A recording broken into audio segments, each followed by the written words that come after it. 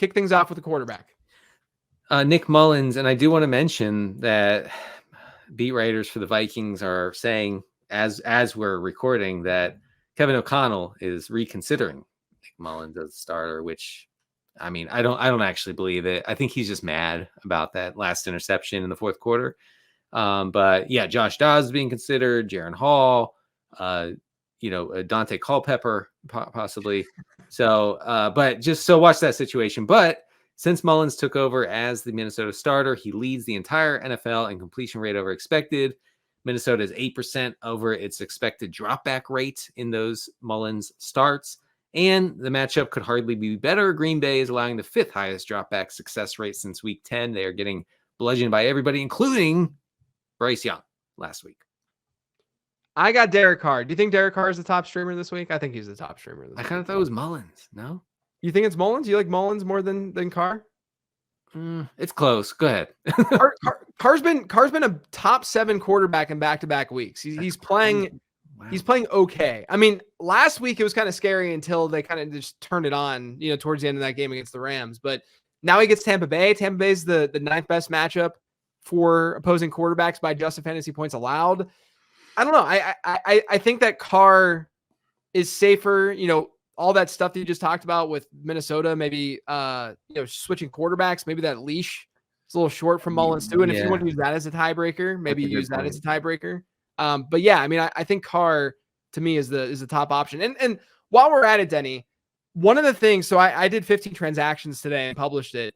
And in doing so, I like to sort of just see what others are saying in waiver columns and stuff so that I'll just Google, just see what is being written on different sites. Mostly to make sure I'm speaking about players versus the market and how other people are sort of viewing them. One of the things that I was kind of shocked by was Joe Flacco was recommended in every single column. Now, I don't know if it was just like, oh, he did well, go pick him up, but he gets the Jets this week, Denny. Like, would you be playing Flacco over Mullins this week? Like, to me, I don't know how people have this confidence in Joe Flacco in that spot on Thursday night too. Right. So I'm of two minds. One, the game, I think the Jets-Browns game has a 36-point over-under, like something horrible. The Jets secondary is probably the best in the league right now. They shut down basically everyone, but this game projects to have a ton of plays, a ton of snaps. And that's what every Browns game has, including last week's game against the Texans. And I think that can kind of continue keeping Flacco afloat as a guy who can sort of kind of get there, get away with it, I should say, just because of pure play volume. It's not a good matchup, but with Mullins, I mean, with a short leash, I might even lean Flacco. I don't know. Here's my thing. Flacco so far has played 4 games, right, where he's thrown the ball 42 plus times in every game. As you're noting, they've been pretty pass heavy. The opponent's rank in those games by adjusted fantasy points allowed has been 8, 5, 14, and 4. Okay, so he's faced 3 top matchups in terms of them being advantageous for quarterbacks, and then one of them was a top half matchup when they faced Chicago. Okay, so we're talking like Flacco's seen a fairly cakewalk schedule, since he became starter for Cleveland. And then you look at the Jets. I just don't know where the ceiling is for Flacco. Could he get 15 points? Sure. But they've only given up 2 top 10 performances this season to quarterbacks. Those 2 quarterbacks who did it were Josh Allen and Jalen Hurts. I mean, we're talking like the best quarterbacks in fantasy football were the only ones who were able to beat this Jets secondary in this offense. I get the storyline. I get that it's fun. You guys know that I like Flacco. It's a fun little meme that we have on this show. But if I'm just being realistic, I do not know how I can confidently trot out Joe Flacco. Like, just be objective, take a step back, just be objective as possible. Joe Flacco against probably the best secondary in football during championship week. It just seems like a lot to me. It is. And I share your hesitancy on Flacco against the Jets. I will say, though, that when you combine the average offensive snaps per game with the Jets and Browns, you get the highest of the week. This is crazy. So he could be terrible. He could throw 3 picks. He could complete half his passes, but because he's dropping back so much, we could easily get 40 plus dropbacks again. 15 points is in the range of outcomes for sure. Fantasy wise. I see that though too, as potentially you, if any of you guys have like Amari or something like that, that's going to help their PPR floor a little Yeah, bit. yeah. You know, like Amari could end the game with like a 7 for 55 line and be fine enough, you know, in that kind of spot, you know, in your semifinal, maybe finding the end zone, hopefully finding the end zone. And then like someone like David Njoku, not a terrible spot for him, objectively not a terrible spot for him because they've actually not been that great against the tight end position. But, you know, with Flacco, I don't know. I'm going to be lower than consensus this week. You would say Mullins or Flacco over Mullins. I'd have to kind of read more into what Kevin Yeah. O'Connell's talking about, because Yeah. it just, we've seen this play out before where a backup struggles a little bit. And I mean, Mullins was pretty good except for that last interception, right? Against Yeah. I the mean, Lions.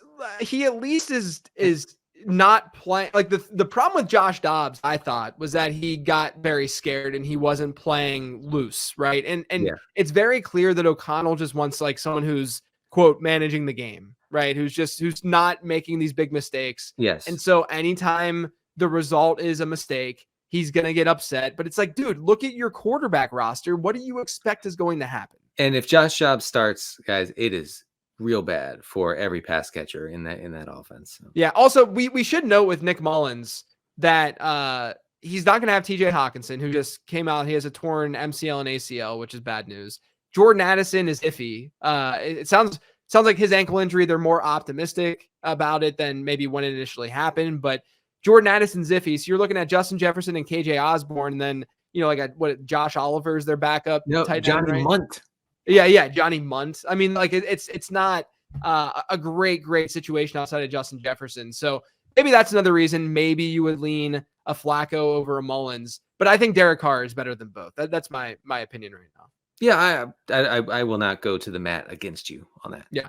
All right, we got one more quarterback though. This is the only show in the fantasy football space that we'll talk about Nick Mullins for 7 minutes. I could talk. You want 30 minutes? You want to just go? You want to keep going? We'll just keep going and talk about Nick Mullins. Let's do it. Yeah. So I'm. This is a deeper play. I'm really a little queasy about Gardner Minshew against the Raiders because, man, the Raiders, I'm not going to bore you with the geeky measurements, but by almost every measurement, have been a really good top 5 defense, especially against the pass in recent weeks. So I'm not really bullish on Minshew, but I guess you play him in like super flex. The dog levels for the Raiders are off the dang charts right now. Antonio Pierce telling his guys to, squeeze the necks of the Chiefs. He's a Dan Campbell type. But he's, he leans into the Raiders aesthetic. He's like a Raiders dude. Yes. And I, by the way, I really like him. I hope he does well. I think he's going to get the job, rightfully so, full-time job.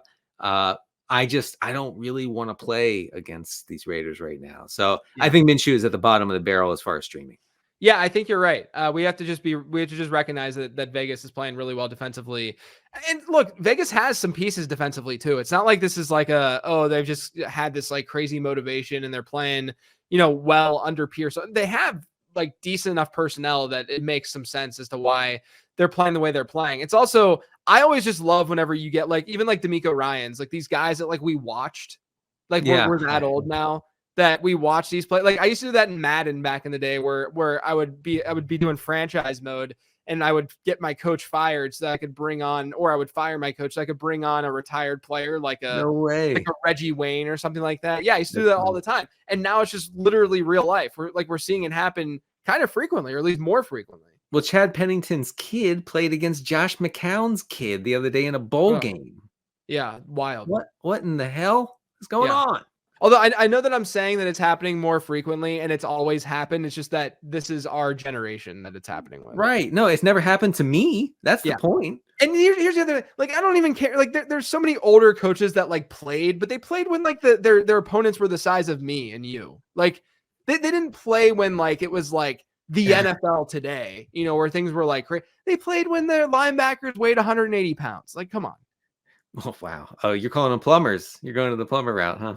I'm just saying that today's era, isn't this the same argument that people always use with LeBron versus MJ? That the era. Are you an MJ or LeBron guy?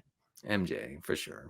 You're just, like, for sure MJ, because I'm like a 50-50. I could go either way. No, I'm a full on Jordan was way better truther. Okay. Yeah, Is that I is mean, that is that tilted at all by like the way that they handled themselves off the court? it's purely emotional. Yeah. Okay. It's just me growing up with it and Yeah. enjoying it more. I also think the fact that like teams were able to and even encouraged to destroy Jordan physically. Yeah. And I mean, if you put LeBron against the Lambeer Rodman Pistons, and he would retire the next day. Yeah. I Like think he could, LeBron's a much more impressive physical specimen, given how long he's been doing this and that he's still doing what he's doing. And Jordan just had that dog. He had that dog. he has. Oh God, he was. I mean, he made Brady. He made Tom Brady look like casual. Yeah. Like Jordan, he would like eat someone if he had to. Like Right. he was just in it to destroy everyone, including his own teammates. I mean, the guy humiliated publicly his own teammates constantly. Yeah. Horrible person. And Yeah. but he got the job done. He did. I got before I get to the tight ends, I got to share with you guys my favorite Christmas present this year. It's from my daughter. She picked it out herself. It's a mug, and it's a Super Daddy-O mug with the Super Mario Very logo. cool. Yeah, very, very cool. I'm very jealous.